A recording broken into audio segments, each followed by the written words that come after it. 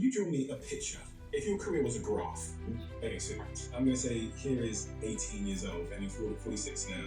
So you're 46 now. This is the axis of this graph. And on this axis we have, let's say, success. And on this axis we have age. Can you give me a line that shows success and age? Okay, so success for me, knowing what I want to do in life, I'm here. Yeah. All right? Now figuring out how to get to like money, revenue, just supporting yourself. You telling a joke? Man, let's go here for a second. You flatline, okay? Like I'm making people laugh. I'm getting in some comedy clubs, but you only get paid with food. But then something weird happens where you start figuring out, oh wait, here's kind of where the spots come in. I can make money on the weekends, and I can get $20 to $25 a spot. So rather than doing one spot, I would do, let's just say, in a weekend, I got to the point where I was doing 25 to 28 cents a weekend. Well, I started making $500 a week, $400 a week. How many years in is this to usually making 18, let's say 22? Yeah. So I was driving from Philadelphia to New York every day. And because of that, now you gotta get to a comedy festival. All right, so now let's start to go here because we did these spots for a while. But then I got a comedy festival. Oh shit, I got a comedy festival. That's what industry saw me. Who's this new guy? Who's this guy with all this energy? Who's this fucking guy? This guy here, he's got something. All right, so I started meetings, general meetings, and now I get a holding deal. So let's go up a little bit. I think it was ABC. They gave me like 250 grand. So they're holding you in hopes they get something. Nothing happened. So we're flattening on the air. Now I'm just waiting for the phone ring. That's how this works. What if I want to create my own thing? Create a show. Oh my God, show was picked up. I create something else. They decided to do it. Oh shit, there's a pattern. I can do that as much as I want. I can treat that just how I was treating spots and stuff in New York. I'm moving to LA. No plane, no nothing. Flat out. I'm here. I just did it. I just came moved out. Fuck, man, this is weird. I don't like this. Work. I'm not getting to work, man. This shit's good. College? No, just active comedy. The next stage of success, we can probably do theaters. You're adding a lot of shows. Are you a millionaire at this point? No. That's the problem. Just give me a minute of your time and I'll tell you about a device that my team's been using that they won't seem to shut up about. It's called the Note Press Tiny Card, clips onto the back of your phone and captures everything. But why it's so clever is that it picks up multiple voices at the same time. And when someone says something important, you just push this tiny little button here, and that moment gets highlighted in your notes and captured. It records the conversations that it hears, takes those conversations, creates a transcript, and it uses AI to synthesize all of that information into whatever template suits you. You get a summary, action points, highlights, and even a mind map sent straight to the Claude app. So I highly recommend you check out Claude's products using the link in the description below. Don't tell anybody this. If you use code DOAC22, you'll get 22% off on some of Claude's products. There's also unknown unknowns, which you would experience. So I remember you talking about you got to see behind curtains and you didn't even know people were behind them. And when I heard you say that, it wasn't actually for exactly what I experienced in my life when I was a kid back in a very normal background. Was born in Africa, moved to the UK, mother's Nigerian, dad's English, and didn't know that all these like rich people were back here playing money games. I thought the way you make money is like work at McDonald's, you like work really hard, you might become manager, And then at like, I'm gonna say 27, being sat in a billionaire's kitchen, and watching him on the phone. And he's calling his boy, and they're doing 50 million just before the IPO happens, that they get a better price. And I'm thinking, fucking hell, it's all. The thing that I realized, right, when you look at your biggest investors, right, you'll find that they're all together. None of them are investing in the new thing alone. They all are like, well, it's better with you, so do it with me. Well, what about Garrett? Yeah, call Garrett too. Let's see if we can get him in here. What about Michelle? Hey, Michelle, what about Melissa? All right, you'll find that this group of 10 people, all who would easily do something on their own, do not believe in the struggles of self when you can combine this machine of great minds to provide another great opportunity. And in success, well, this thing works, the company gets bigger, well, let's use our resources to go out and make sure that we align, because they already have, with more amazing individuals, create more jobs, more opportunities for new minds to become successful, and then in those minds building and that personnel like elevating. Well, now this person that was at the bottom here, we then go and ask this person to run this thing, and now underneath this thing, we get another version of a downpour. New minds, new personnel, new things. Okay, this whole business of venture, this whole business of company build, whether it's tech, lifestyle, health, what, it doesn't matter what it is, you will notice that the people that started from the bottom are now running the new companies of today, and now the source of personnel that's underneath it will be the minds running the company of tomorrow. It's not like rocket science once you're behind the curtain. Once you go, oh shit. I remember when I first started like investing, oh my God, Kevin, like your money in this would add a crazy amount of value. Oh, I ain't putting it with y'all put it. No, the fact that you're involved in it all is just big, that you believe in it. We're able to say you believe in it with us is huge. What do you mean by that? You trying to fucking steal? What are you doing? What are you doing, man? You talking too fast. Say what you said again, slow down so I understand it. Don't talk fast to me, because I'm so insecure, because I don't know what you're saying, and there might be some shit in here. Well, it's not. Well, we know that you're doing well over here, and your movies and all that stuff is cool, but this is different. This business, Kevin, could be different for you. It's a business of multiple. So we play a game of multiples, of X. So what your money is today, when we think in success, if this is a light bulb or a bottle rocket, you 30X, 20X. What the fuck? You're telling me that if I put this money in here right now, and if my voice is attached to the thing that I think it is, which is a crazy, crazy venture, a crazy opportunity, well, yeah, Kevin, I mean, look, we all believe that. But with your voice, we may be able to say it a little louder. Oh my. Oh my, okay, well, I did it. Oh my, I won. I got a return. Oh my. Oh. Oh. So now I figured it out. Now you're part of the right conversations. You're part of the right opportunities. But once again, the information is discovered because of the opportunity to be the fly on the wall in spaces that you never imagined yourself being in. And now look at what I'm able to do. I'm able to take this information, take all the shit that I know, come and have these fucking organic conversations like I am now, and we're sharing it. And some people that are watching this are going to take that information and go, I knew it! And I'm doing the right thing.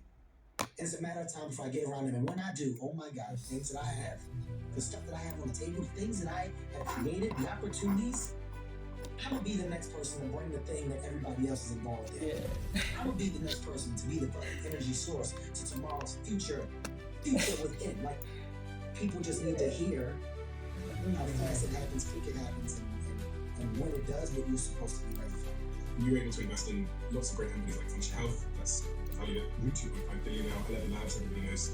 In the tech space, there's 11 Labs, which are valued at 3 billion now, MoonPay, the labs quite powerful,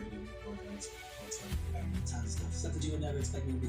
How much of this game, have you learned in hindsight, is about people? About like getting, because you know when that person was saying to you, that analogy you gave of they're telling you to put the money to this thing you're going to pay for, are they stealing? You're going to have to lean on someone you trust, someone in your circle that you know. Mm-hmm. And I'm wondering, because people don't talk about it enough, how important it is to like collect the right people. And can you think of moments where you like met a person and that was like game changing in you understanding a whole new world and what was behind the curtain? All of our people could see that someone was going to be truly transparent. Like you, before you get to the right people, you run through wrong people. And with wrong people, you can go like, they're wrong, they don't work. I gotta get somebody else. Or you can grow with people. I'm a believer of the grow. Right? Like, I think it's dope when we can all say we started a certain way, but we're ending up in a completely different space. Along that journey of growth, some people won't make it. You can be patient and you can want the best for some, but they might not want the same for themselves. So because of that, the fall off presents itself to be a little more consistent than what it should be, right? But in business, what you'll find is that the emotions can be your worst asset. Having emotions in business attached to business can be everything but beneficial to the business. So the more that I was able to detach my emotions from the world of one and understand that the things that I'm doing are to better position the business And the people that have worked so hard to help this business get to where it is today, I have a service to them as well. How do I bring in the right valuable assets to put us in a bigger position to win? Sometimes you gotta let go of things you thought would be the thing, but you can climax. You can get to a place where it's a ceiling. You're like, when I get past the ceiling, let's go get the right people. Let's go get the correct personnel. So I'm a firm believer in talent. I'm a firm believer in rewarding those that do a job and that can do a job at a higher level. But the only way you realize that is to get out of the way. I had to learn to stop trying to control everything, stop trying to do everything, stop trying to be the one with my hands in everything, and put people in a position to do the thing that they've been hired to do and do it well. But the patience that you have to have in learning people and dealing with people is a talent within itself. I want to say, like, at this stage, I'm more of a hard drive of other people's issues or problems than I am a person. I am a hard drive of, can I talk to you? I want to tell you what's going on. I have an issue with, hey man, look, I'm trying to do this. I don't know what they're trying to do. Here's what I'm trying to do. And you have to be a positive source of solution all day, every day.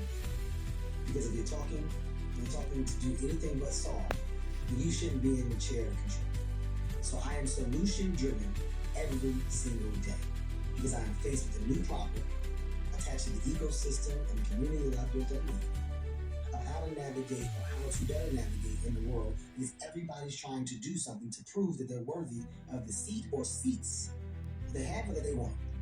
So every day, you're dealing with a board of shuffle and a new board of opportunity.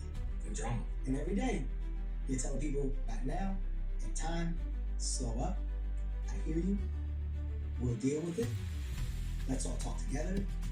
Communication is key. Let's table this and make sure everybody's on the same page. You're saying things 5 and 6 times because you have to make sure that you're the best example of what you're speaking.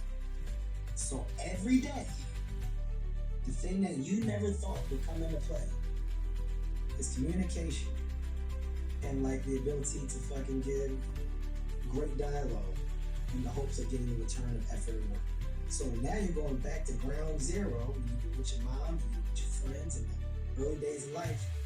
What was the thing that I told you I did very well? I connected with everybody. In the lunchroom, I was at everybody's table. Didn't matter who you were, what race, didn't matter. In this space of now business and corporation, if everybody doesn't feel like they can trust or believe or follow my direction, my vision, something about what I'm doing is wrong.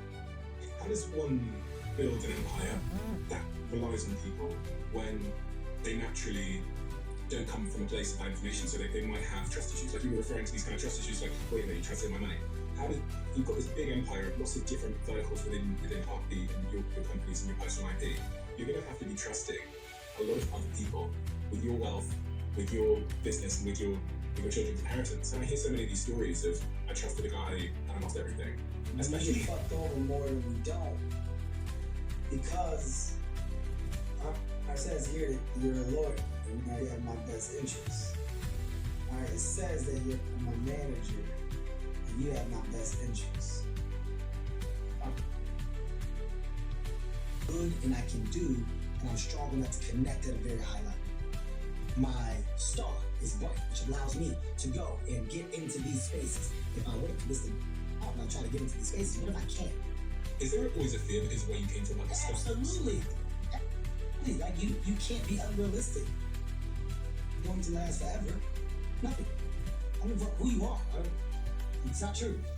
You can recreate it. You can figure out ways to find success in and again. But the one thing that you will win, you're not going to win in it forever. Right? Like, I love talking about my guy, man, Hove and Michael Rubin. Like, two great friends, but two good examples of recreation amplification, right? Successful rapper, albums. Some albums Hove will never make again. Some will look at them all like they are all the best. Some you think are better than others, but to be the thing that you were when it was at your highest, Steven. Your show is called Your New. Well, it's not new. So I actually saw it in London. You and my girlfriend were in the front row when you came and did acting my age. Mm-hmm. The show was absolutely hilarious. And we were dying of laughter. And it's coming to Netflix Monday the 25th of November. So if you're listening now, you've got to go and watch it. But the title of the show, Acting My Age. What do you mean acting my age? And why now? You gotta grow up. I think it's like one of the toughest things in life is just realizing what grow up actually means, right? Like you can be an adult, but still not embrace what being an adult actually is. And when it's time to grow up, you start sacrificing the shit that the younger version of you with its responsibilities thrived and flourished off of. And you realize that a lot of that shit gets thrown on the back burner and it's no longer important because you're fucking getting older and some shit just isn't insane. Right? Like, I just made a decision to let go of a certain version of life and embrace my age and all the fun that comes with it. What about being a man? It's confusing. I think it's more confusing than ever for men to be a man, and we often talk about this masculinity crisis where men have less male friends than ever before. The stats are pretty shocking. Suicidation is 300-400% higher in men. There's a college degree gap. For every 2 men who want a bachelor's degree in the US, 3 women do. There's a workforce dropout rate, which is pretty terrifying. Millions of prime age men, 24 and 50, no longer ready for representing, almost 10% drop. Being a man is tough these days. Yes. Polluted waters, is what I call it. Extremely polluted waters. What advice have you got for young men in terms of like what it takes to be a good man? You know, I think the definition of a good man is so foggy today, right? And I'm a firm believer that change comes within time. So I'll start by saying that, and I understand that, you know, nothing should stay the same. Everything should evolve when it's evolving. The conversation of a man and what makes a man is weird. It's like, it's not evolving, right? And, you know, I was raised on a foundation, a leader or leadership. And I think, you know, rest in peace to my dad. It's fucked up of a road that my dad had. My dad's like later years were driven from accountability. I'm aware of what I didn't do. I'm aware of the mistakes that I made. And I'm aware of what I should have did much better. I can't change those things, but I would love to try to be the best grandfather or grandparent that I can be. Kevin, I love you and I love your brother, but I can't go back. I can only say I'm sorry. And I wish I could. You don't have to. Like, the grandkids are your focus. And if you can be the dopest example of grandpa to them, then that's the win for me at this point. But his accountability in that moment is what I remember the most about my father and love the most, because leadership or lack thereof to this. And not because my dad is like the worst, but fuck, man, if he didn't do these things wrong, like the time shit is, I wouldn't know how to do them right. So now I got 2 boys. I want to make sure that my example, a man to my sons, is leadership, responsibility, it's accountability. Emotions? You know, I'm not against emotions, but I am a student of everybody has problems. There's not a shortage of problems. So the weight of the world that you feel is the heaviest for you may not come close to what the weight of the world is for you. And I think in sharing your emotions and having an opportunity to voice or offload them, extremely important. But you're also in a world where, you know, weakness can at some point in time be taken advantage of, right? You are in a world of like prey and sharks that I presented earlier. And it doesn't mean that your emotions don't matter, because they do. It means that you also have to be smart and aware, right? And what are you ultimately trying your best to become? And what are you ultimately trying to be the best example for yourself first, and then others for? I don't mind being weak, but I talk to my kids. I talk to them in my voice, Your dad deals with struggles that you'll never know about because I don't want you to have to feel the burden of them. It's my job to try my best to make life easier for you so that you can go on and do way more than I ever had. It's my job to give you the opportunities to learn shit that I never knew that I could learn at this stage. I'm going to make sure that I communicate with you differently than I was communicated with. I'm not going to let you fuck off and take advantage of the things that you have as resources at your fingertips. I'm not going to let you tell me the things that you think you should do because you feel when I know right now at this stage in your life what's best for you. That's my format of parenting, and it doesn't mean it's the same for others. But for the man that I am, I know the type of man that I want my kids to be based off of what my outcome was and is. And I think that if I correctly position them to simply understand, in your older age, you make whatever decisions you want. I'm your father, I'm loving regardless. Has no care or worry to me. I want to know that I did my job and what I was supposed to control. And I want to know that our conversations and our dialogue is always straight up and straightforward enough to where you're comfortable to talk to me. And you're comfortable and feeling like your father has your best interest. That's, for me, that's my makeup. And in a time today, my makeup doesn't have to fit yours. And I'm okay with that. And I'm okay with yours being whatever it is for you. But I think we're in a time today where society wants to fight with one another about it's just too much of like, well, if you don't see it my way, then you're done. And that's, I think that's why the conversation has gotten so inconsistent and polluted. That's my personal opinion and my side of information attached to it. So hopefully, your viewers can hear that and understand that and know it's okay. We're not being okay with my children. Mm-hmm. It's okay. And we have a closing tradition where the last guest leaves a question to the next one, who they're leaving it for.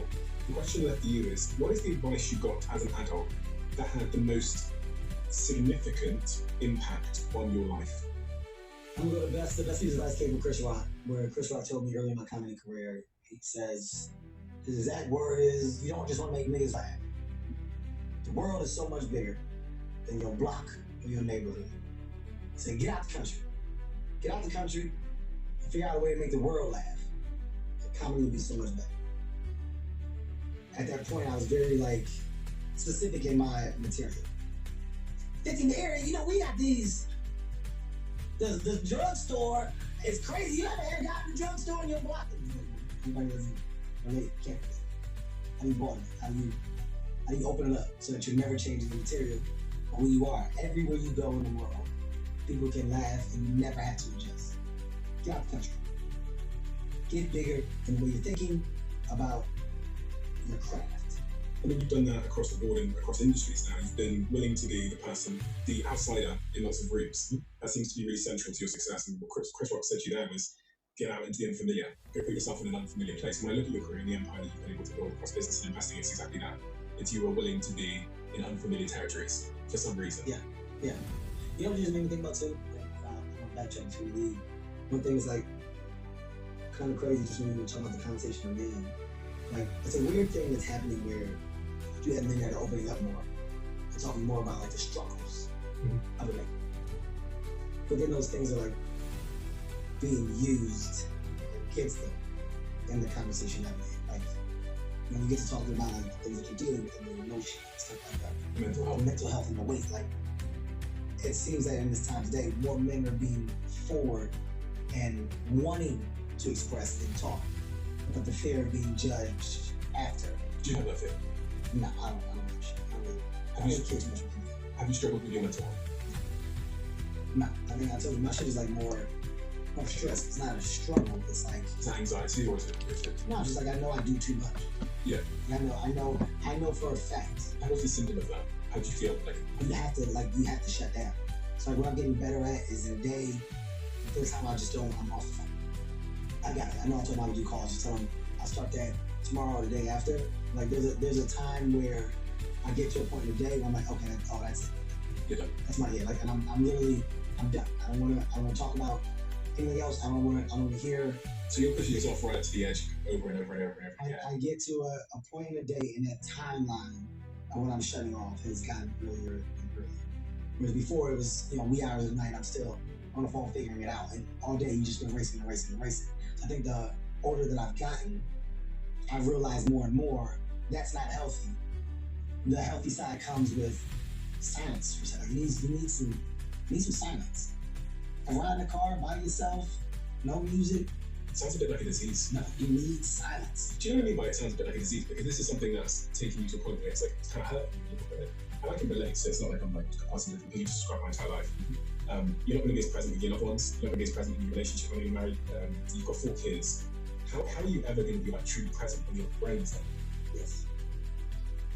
Also, how do you become comfortable with being okay with people not understanding? That's the truth. Like, I hate to say it bluntly. Yeah.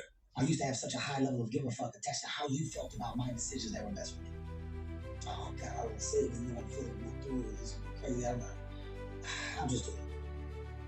Because I'm thinking more about you than I'm thinking about me. Right? I'm putting everybody before me. I'm putting everybody's needs, everybody's wants, everybody's reasons, all before me. Nobody is thinking about the volume of dialogue that I'm delivering on a day-to-day basis and how much of that like happens over and over again. Nobody's thinking about it. So the day that I became comfortable with going, I don't really give a fuck if like they understand or not. I'm done. I know what they feel is really important. You gotta do it today. I'll talk to them tomorrow. Nothing's gonna happen. Nothing's gonna change from this time to that time. You have to get to a point to where you actually get that and are okay with that. Because if not, you're constantly putting all of the shit from outside there on your table and like your plate's always full. You're never finishing your fucking plate because you're just constantly, people just keep coming and dumping more shit on it. So imagine that. Imagine people just keep telling you keep eating. You just keep getting full. Like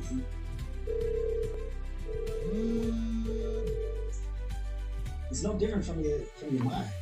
And more today than ever, you're seeing more people pop from mental overload, man.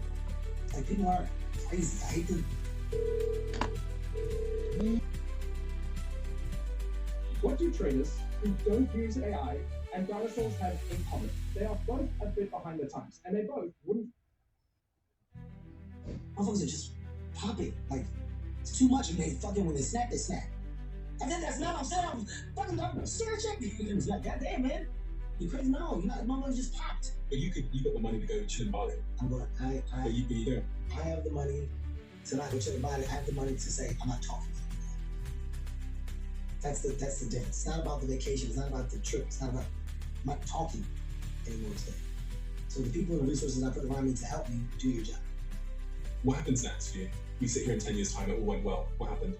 I think in 10 years' time, I'm able to sit on the stool at a comedy club with 30 people and do material and enjoy my craft. And it's little small hole-in-the-wall comedy clubs, wherever I'm living at the time. I'm not doing any twice a week. And I golf. And I spend time with my kids and hopefully their kids. I'm a grandpa. And we're able to like look through photo albums like remember when. Mailbox money is attached to things that I've built that are operating and functioning on its own. That's my version of success. Kevin, thank you. Thank you, man. Thank you so much for all the, you talked about how you've made people's lives happier and made people more connected, etc. And that's exactly the impact you've had on me. I remember the first time I watched one of your comedy specials and watched you on stage when I was going through.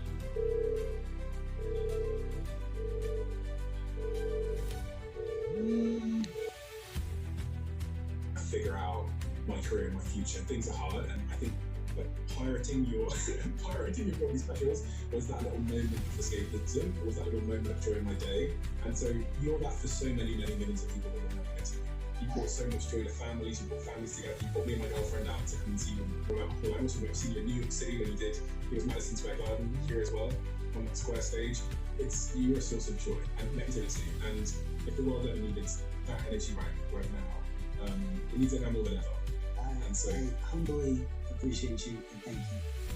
This was amazing, man. I think you're doing the service is good, and what you're providing for the masses is necessary. So don't stop. Keep going. Thank you so much.